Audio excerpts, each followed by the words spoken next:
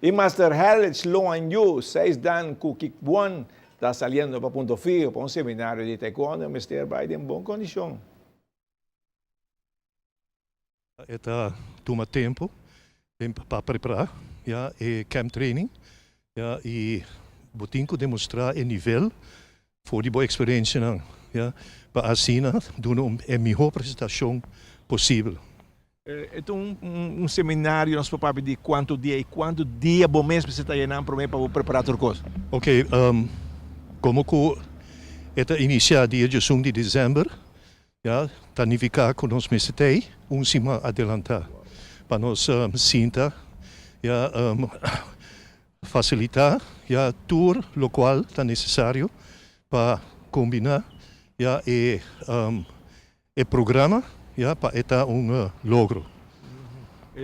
Herda, jullie die mais personas na ayanan também que lutam em seminário? Seguro. A pergunta está na sua lugar, ja, para mencionar que não somente taekwondo, mas também é subcampeona mundial de sambo.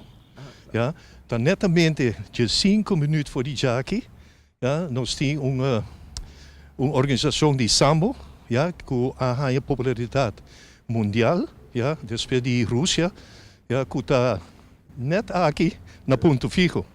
Então, o grupo aí também está parte de treinamento.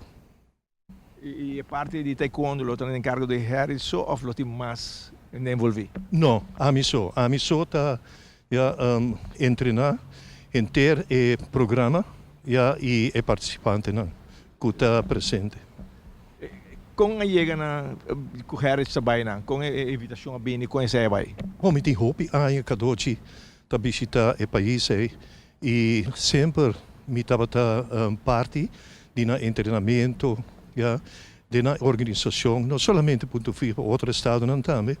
Então a ideia a lanta para nós fazer algo para Punto Fijo mesmo. Desde que o Harry se começou a ajudar na Punto Fijo, a mirar crescimento se de taekwondo?